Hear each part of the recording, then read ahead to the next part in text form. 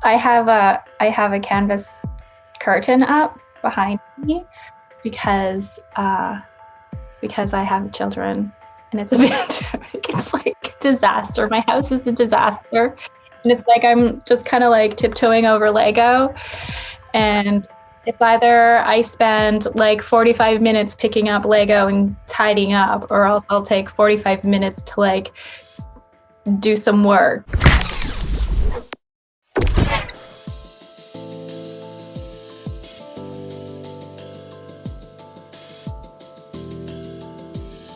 I think given the context of the world that we're in right now, it can be hard to concentrate and hone in on the work I want to do, especially being at home. There's a million distractions, right? So there are moments where it can feel overwhelming to focus on work given what's happening outside, and also distracting to do work given what's accessible in my house.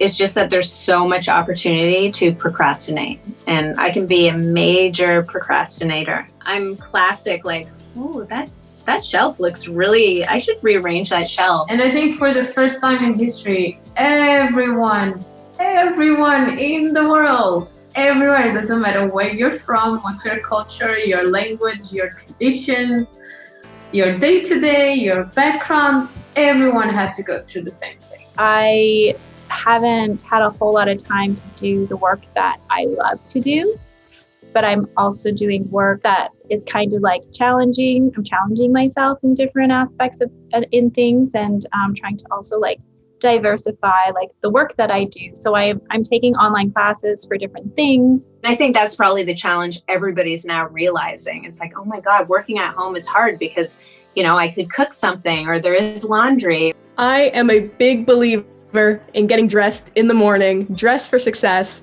I am not the type of person to do work in my pajamas, but if you are, all the more power to you. I'm envious of that.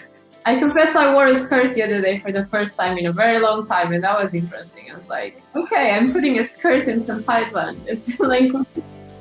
For myself, when I'm feeling like a little bit stuck, I just try to be outside as much as I can. So walking, hiking, taking pictures of snowflakes. And there's like a lot of inspiration and beauty in our surroundings, in nature.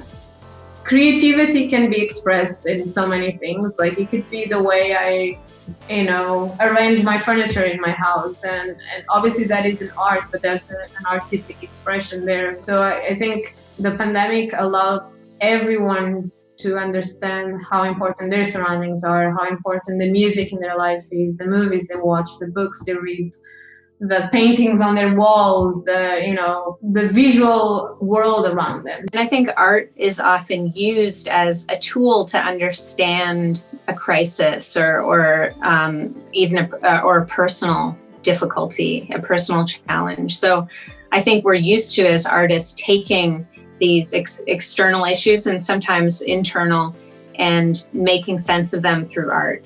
I learned that very young, that art was something essential that I could use to help make sense of the world. Right now, we're living in a time that feels very uncertain and scary and overwhelming. And I think being able to live in that and be okay with that and treat yourself well, not beat yourself up if you feel like you're not doing enough or you should be doing more, right?